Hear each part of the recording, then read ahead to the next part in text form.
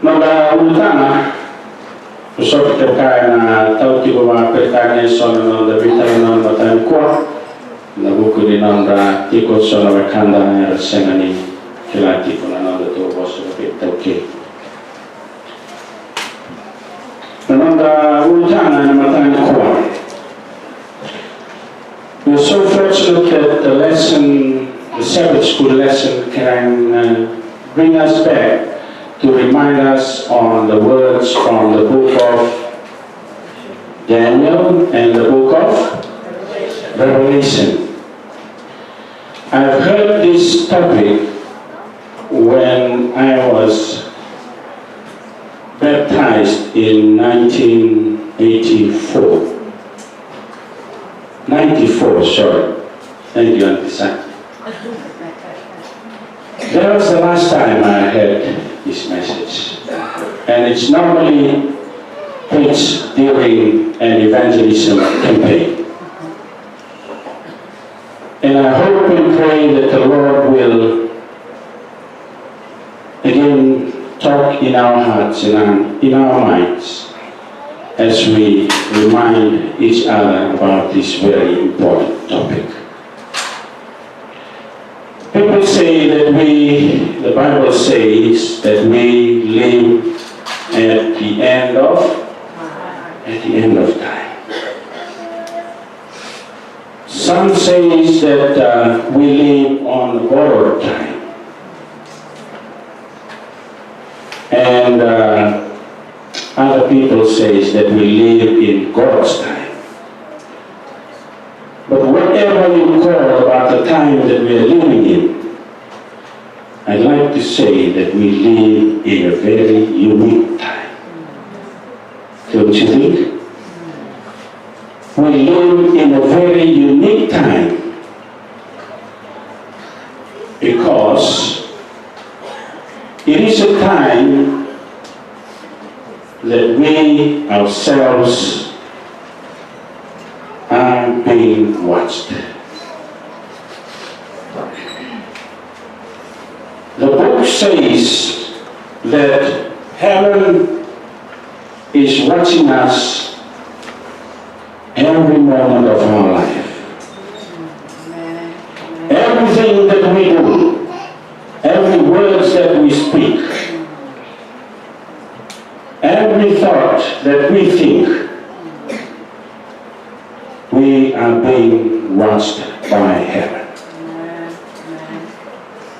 And that's why I said we are living in a very unique time. The topic is our life's record.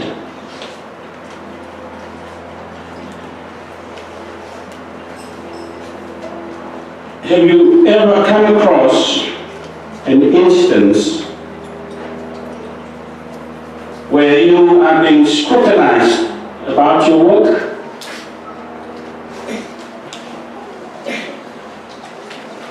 Some, it happens to us at the border where the federal agents are when we come to Australia. Then we know we have our Uncle Mala works at the border in Fiji. And some people, when they walk through the border, they're not allowed to cross the border because you have a history with the border officers who are looking after the border. Or maybe you have attended a courtroom where you are to defend yourself about an alleged conviction. What happens to you in those moments, it is quite unsettling, don't you think? We begin to fear what will happen to us. We begin to think of the consequences that will happen to us. I was listening to a story about a couple of Fijian boys who went to USA. The boys have no papers. And the work they were doing was to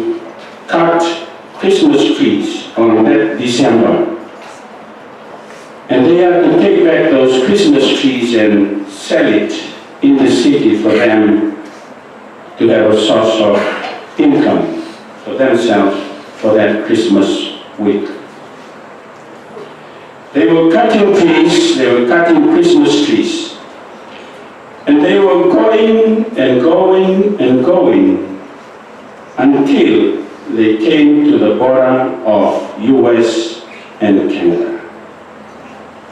And that street, that road that they were following was a one-way street, was a one-way road.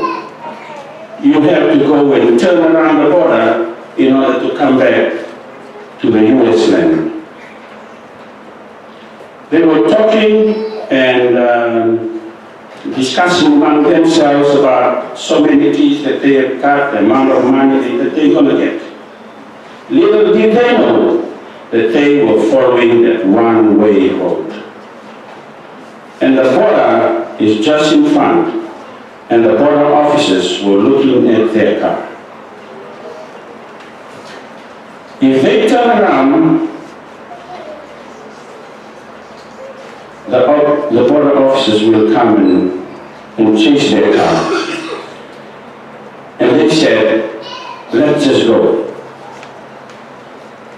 When we went to the Canadian border, the border officers asked them, what are you guys doing here? And they said, we are collecting Christmas trees so that we can go and sell it and have some money for Christmas.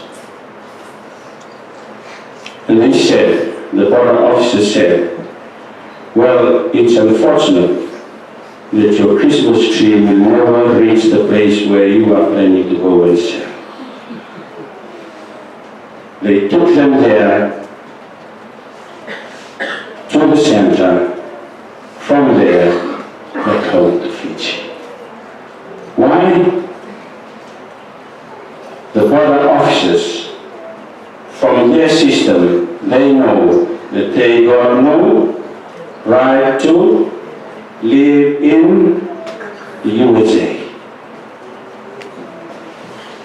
It's a pity for those young boys who have to return back home, because they have a history at the border where they have been turned back. In Revelation chapter 14, verse 7 in your Bible, what does it say? Fear God and give glory to Him, for His hour of judgment has come. Next slide, Zach. Fear God and give glory to Him, for His hour of judgment has come. Is this working? Note a very important point that John the Revelator said. The hour of His judgment has come. It doesn't say that the hour of His judgment will come, but He says has come. What does that mean? It's coming. It's happening. It's not something that we're looking forward to in the future. It signifies us that it is something that is happening right now.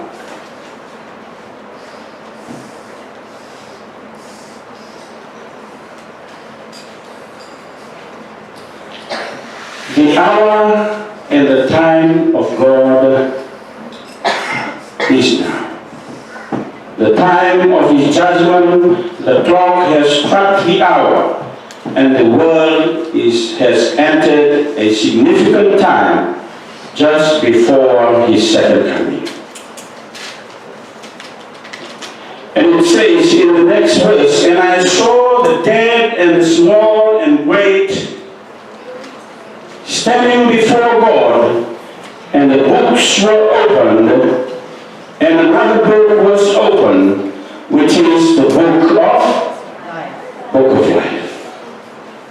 I've told us earlier that God is watching us. In heaven, there is a book called the Book of Life.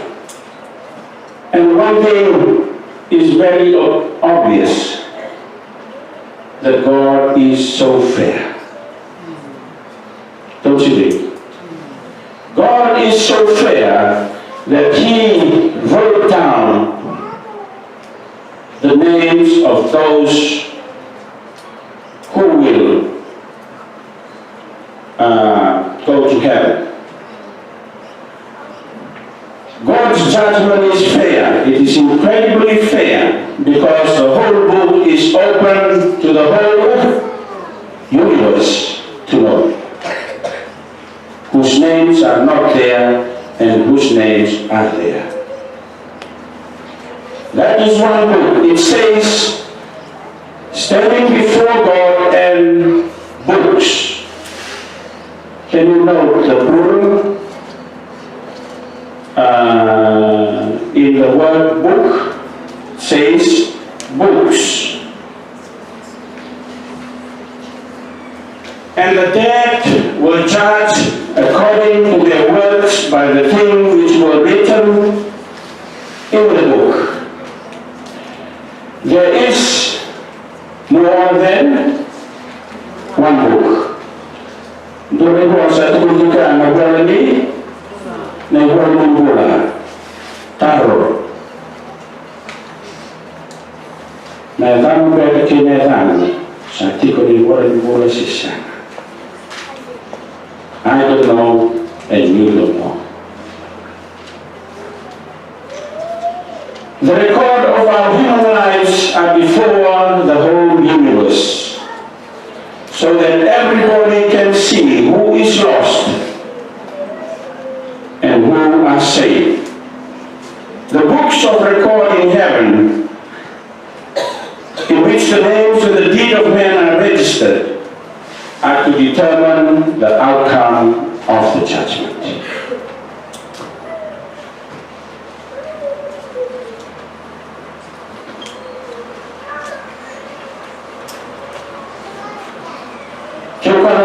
If you look at Luke chapter 10, verse 20, what does it say in your Bible? Luke chapter 10, verse 20. Just to affirm that there is a book of life in heaven. Can somebody read? In a loud voice. Nevertheless, do not rejoice.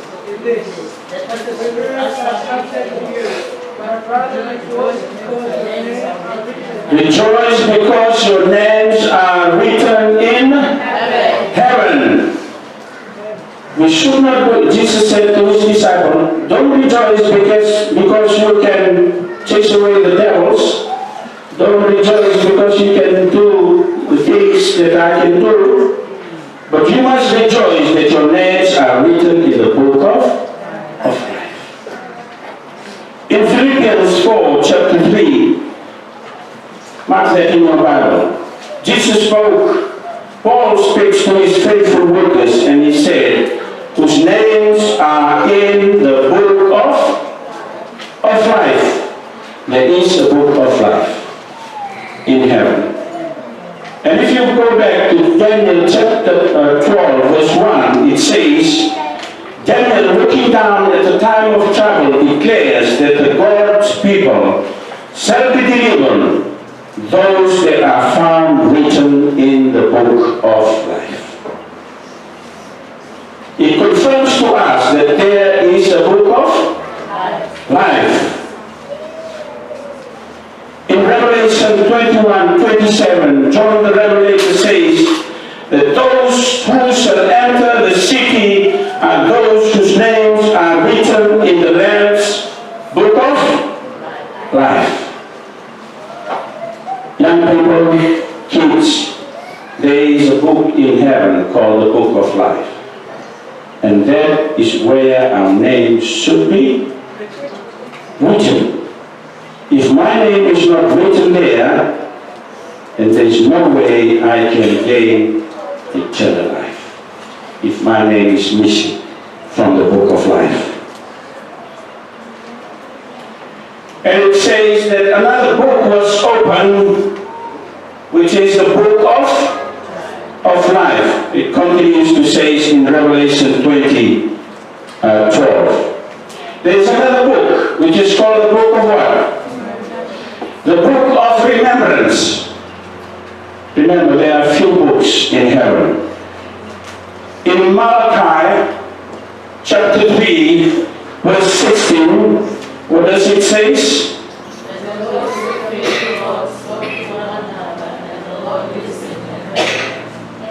So a book of remembrance was written before him for those who fear the Lord and who meditate on his. There is another book. This is the second book, which is the book of remembrance. Nehemiah chapter 13, verse 14 says that Nehemiah said to the Lord, "Remember me, O my God, and wipe not out my good deeds that I have done for the house of my God." Your good deeds, the little things that you do, the little things that you've done, those are written in the book of remembrance. Kura liwaka wewe takanaka lalai enda the karotiko and the rishi. Those little things of goodwill, those are written in the book of remembrance. The time that you pass on something to help your neighbor, heaven takes note of that. The time that you visited a sick person at the hospital, heaven takes note of that. The moment you kneel down in your room to pray, heaven knows that. Every little thing that you've done, heaven takes note of that. I said earlier, heaven is watching us. And those little information that are written in the book of remembrance, they will be used at the end of time to determine our destiny. Is that clear? I hope it's clear. And if we know that those little things, good things that we do determines our destiny, then we must be ever so careful. The words that we speak, the things that we do, take note. Heaven is writing down those things in the book of remembrance. That is the second book. The third book, it says the book of iniquity. What does iniquity mean? The book of sin. Heaven does not only take the good things that we do. They also take note of every little bad things that we do. Go to me to the book of Ecclesiastes, chapter 12, verse 14. What does it say? Ecclesiastes, Uncle Juan, Dabunabu. What does it say? Can you read it loud?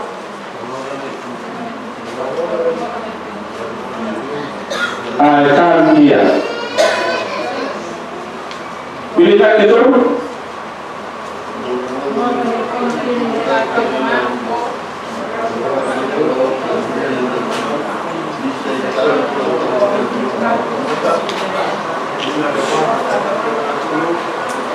It says that for God shall bring every work into judgment with every secret thing, whether it be good or evil. Take note of that. God takes note of all the good things and all the evil things. The evil things are noted in the book of sin, in the book of iniquity. Go with me to Matthew chapter 12, verse 36 and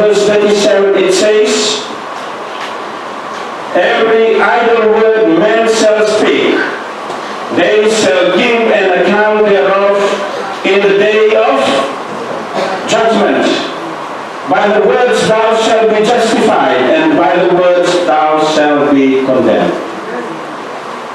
There is a book that is written that is called the book of iniquity. In 1 Corinthians chapter 4 verse 5, mark those verses down, those texts down. It says that God will bring to light the hidden things of darkness and will make manifest the counsels of the heart.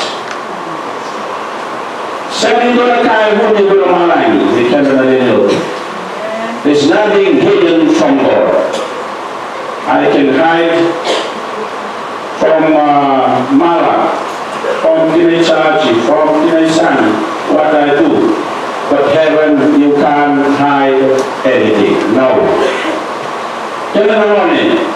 Send into the car and then around the Bunita, and then around the Bunita and the Bitan, the car may be Kinana. But you know, heaven is watching and you can't hide anything.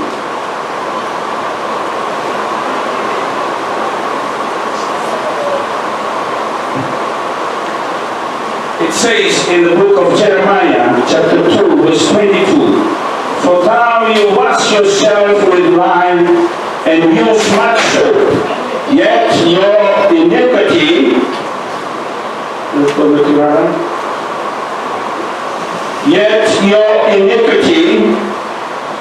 is marked before me, says the Lord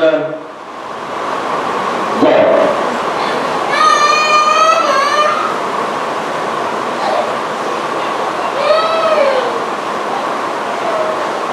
It says in the book of Jeremiah, chapter 2, verse 22, that though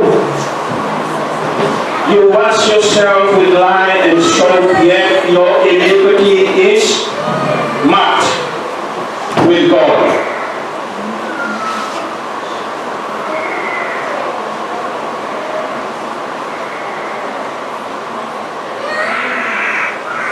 Senga Nirawa Mindanandro Mularawa. In those few verses, in Hebrews chapter 4, verse 13, it says that, and there is no creature hidden from his sight, but all things are naked and open to the eyes of him we have to give an account. In Psalms 33:13 it says, the Lord looks from heaven and he sees all the sons of men. And in Luke 8:17 he said, for nothing is secret that shall not be revealed, neither anything hidden that shall not be known and come light. Gina na hosi ni kalo ni tikuna senga ni rawa ni na bunitakan and God will judge us for things that we've done. Even the thoughts in our mind. Nobody else knows. Not even Satan knows the thoughts in our mind. But one knows, our God the Father in heaven. But when does this judgment take place? That's the question.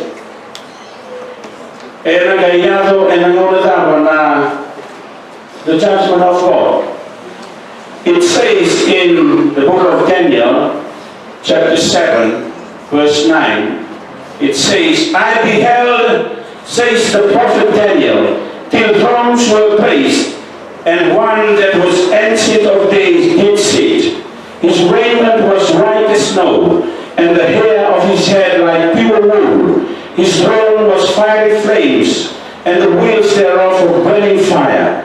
A fiery stream issued and came forth from before him. Thousands ministered unto him, and 10,000 times 10,000 stood before him. The judgment was set, and the books were opened.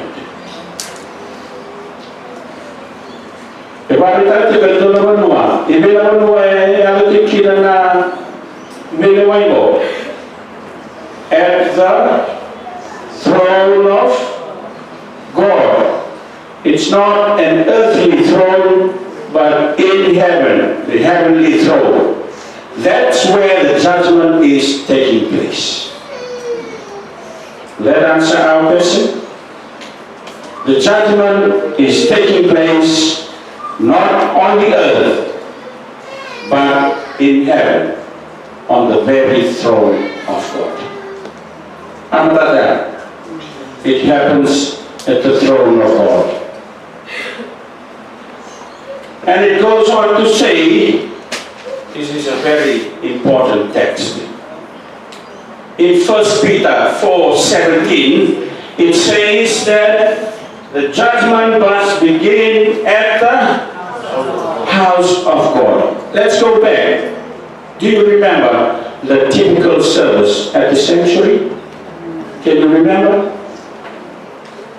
Who goes and confess their sins at the sanctuary? The people of? There were no outsiders.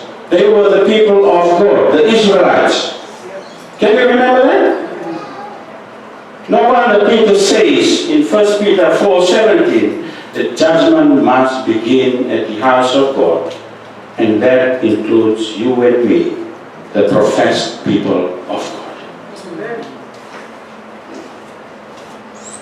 Heaven does not mean His word. Judgment must begin in the house of God. There are no outsiders, but it begins with those that are professed people of God. Those who have come to know God. It must begin with us. And in the great controversy it says, as the books of record are opened in judgment, the lives of all who have believed on Jesus come in review before God. Beginning with those who first lived upon the earth, our advocate presents the cases of each successive generation and closes with the living. Every name is mentioned, every case closely investigated. Names are accepted, names are rejected. It's a very strong word from the from the word of the spirit of prophecy.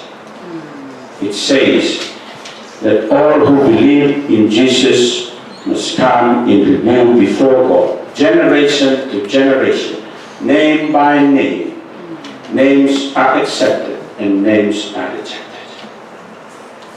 The challenge this morning, when my name comes up in review, in the judgment chamber, will it be rejected or will it be accepted? And that is the most challenging question, challenging us this morning. That's why I said, we are living in a very unique time.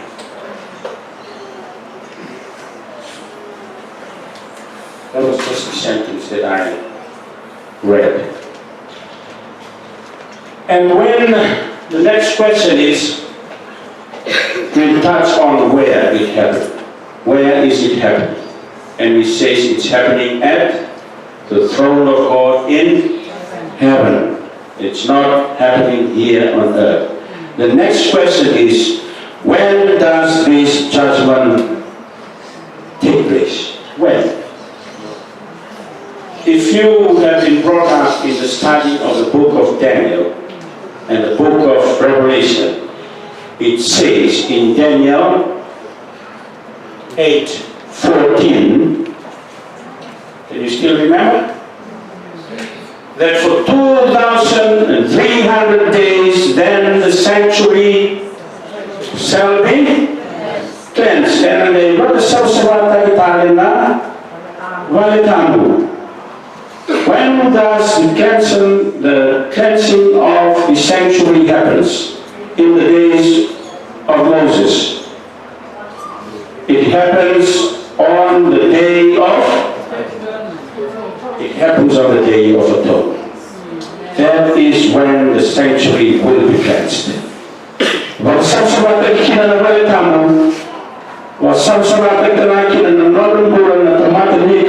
There was clean from their sin. And the book of Daniel is reminding us that judgment will take place after the sanctuary is cleansed. We will not go into detail, I'm just reminding us of the major things in the book of Daniel. It says that the Israelite, that is the day of judgment. That is the day when they will know whether they will be forgiven or not. And in the book of Daniel, it says in Daniel 8:14, for 2,300 days, then the sanctuary will be cleansed.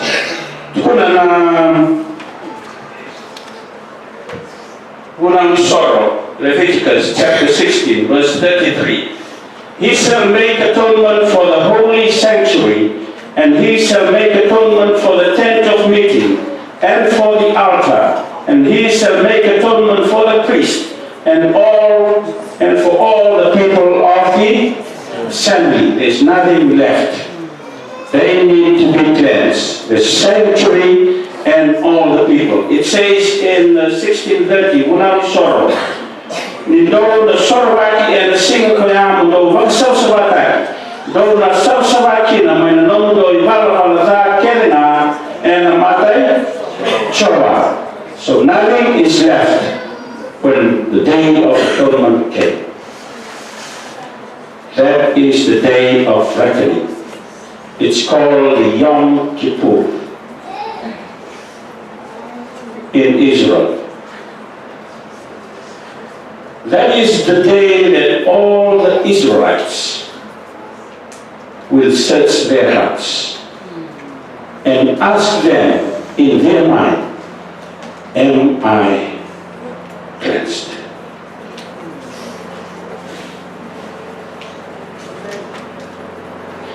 Every Israelite that did not participate in the Day of Atonement, they are, what happens to them, Uncle Mal? They are cut off from the community. They were judged, they were separated. The cleansing of the sanctuary in the typical service signifies the day of judgment. It says in a statement from the Spirit of Prophecies that the cleansing of the sanctuary in the Old Testament was a symbol of the final work of judgment prior to Christ's second coming. Are you with me? The Day of Atonement in the typical service, that symbolized the day of judgment before Christ. 2,300 days. How many years is that, Uncle Mal? 2,300 literal years. Because it says in the book of Ezekiel, chapter 4, verse 6, I have laid upon you a day for each year. So one day is 1 year. 2,300 days mean 2,300 years. And we need to know when is the starting. We still haven't answered our question. When is the judgment begins? The 2,300 days, the longest prophecy in the Bible. And in Daniel, we are going to the starting point now of the prophecy. It says in Daniel 9:25, know therefore and what? Understand that from the going forth of the command to restore and build Jerusalem, you are given 70 weeks. You can go and read the rest of book of Daniel to know the starting point. It is when the command to go and rebuild the city of Jerusalem, which was destroyed. There was no decree that were given that gave the Israelite a national identity to go and rebuild the wall other than the decree that was given by this king. King, I don't know what's the pronunciation. Kise, it was given in this year, 457 BC. If you go to the book of Ezra, chapter 7, verse 13, it says, I issue a decree that all those of the people of Israel and the priests and the Levites in my realm who volunteer to go up to Jerusalem may go with you. Ezra, tungo at kisikisi, lako le ratayan by Jerusalem. And whoever wants to go with you, they may go with you. And that is the starting point of these 2,300 days prophecy. Now, na tulita kinamile taratali nambai ke Jerusalem. And you can go. I don't have to elaborate on the details. But if you go and study the book of Daniel, started in 457 BC, 70 weeks was given to the Israelites until Stephen was stoned and the gospel goes out to the Israelites.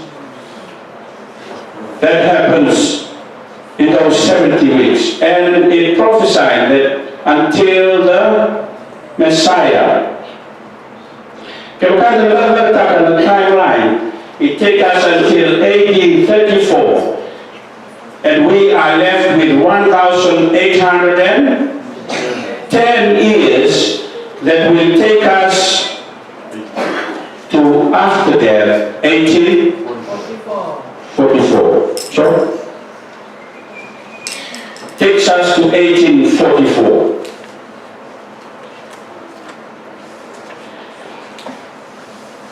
And the spirit of prophecy says that since 1844 we have been living in what? So when does this judgment take place? 1844.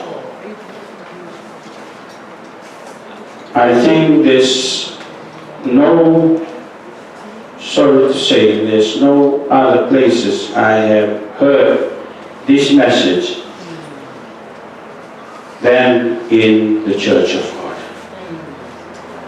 It reminds us that 100 and so many years ago, God's judgment has begun.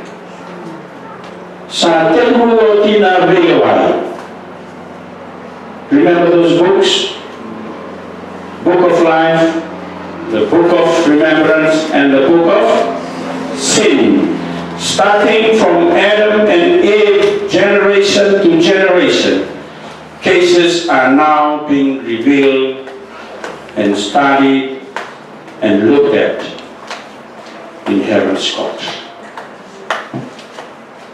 The thing is, you don't know, and I don't know, when your name and my name comes up in the heaven's court. The truth is, we are not there physically to listen to it. The Bible says that judgment has begun. And it will start at the house of God.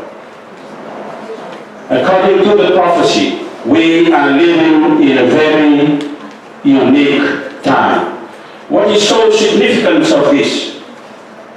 It says in Revelation 22:12 that my reward is with me to give to everyone according to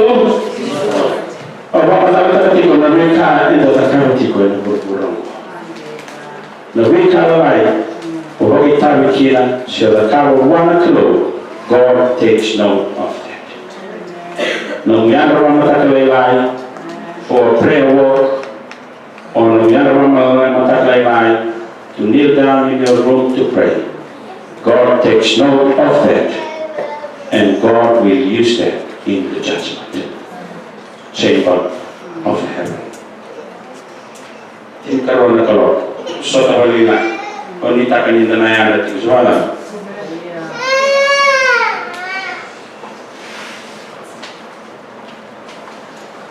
For the Son of Man shall come in the glory of his Father with his angel, and then he shall reward every man according to his. In the next when Jesus comes back in the clouds of heaven with the heavenly angels, there is no other time for you and I to repent. They are just coming down from heaven to give you your reward, to give me my reward for eternity or for eternal destruction. Asal ini orang di bisau ya, nara orang kita nak berada gunau, kedua orang orang di bisau kita ni kuah, bisau tak orang di bakarau.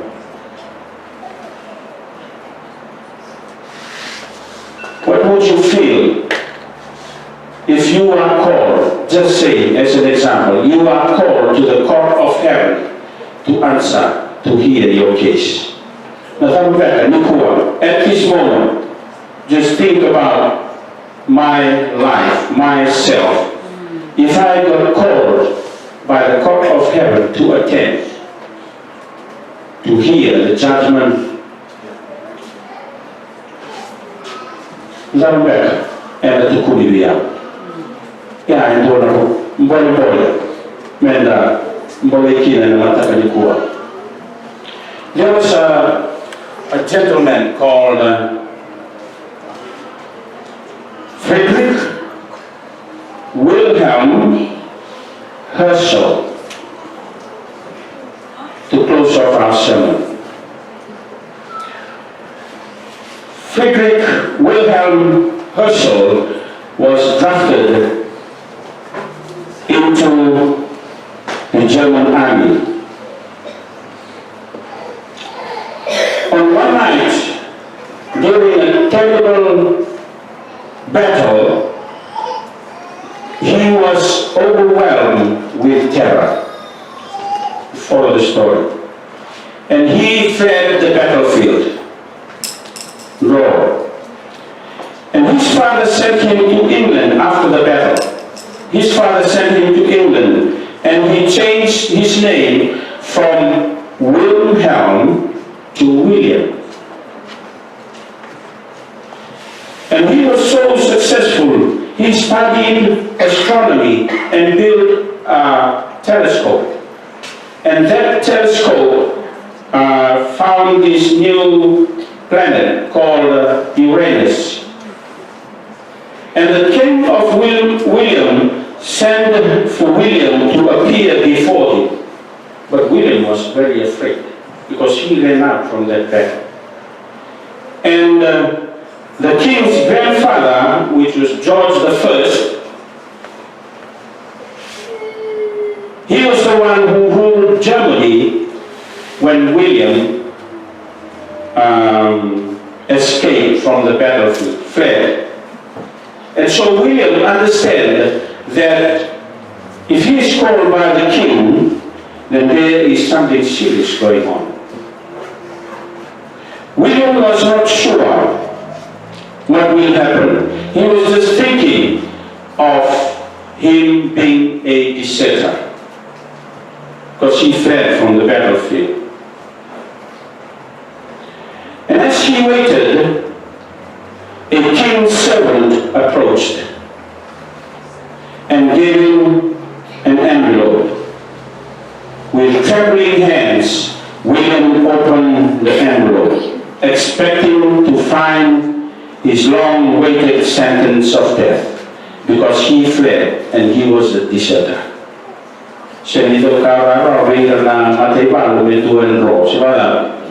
You can be taken to the court martial. You will be tried and sent to prison, or if not, the death sentence.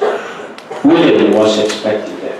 But when he opened the envelope that day, But instead of a death sentence, William found a full and complete note of pardon from the king. William was so happy that the wrong thing that he did was forgotten and he received a full pardon. Church members, in John chapter 2, 1 and 2, it says, if anybody does sin, we have one who speaks to the Father in our defense, and that is Jesus Christ, the righteous one. He is the atoning sacrifice for our sin, and not only for ours, but also for the sins of the whole world. When your appointment with the King of the universe comes on that final day, you need not to tremble and fear, for God can offer you a full pardon today. If we can forgive each other, God, the ever so faithful, is ready to pardon you and pardon me. And what is Jesus doing today? He is securing the pardon for you and for me before the heavenly host. He lifts his hands and he says, this man is mine. This woman is mine. Jesus is appealing to us this morning. From what we've heard, the judgment has begun. And I've said it, and I'll say it again.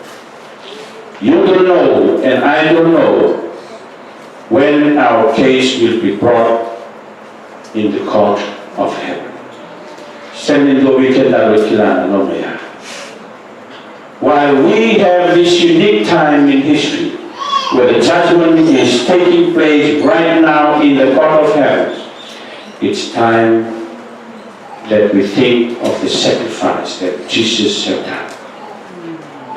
Things that the Lord has done for you and me.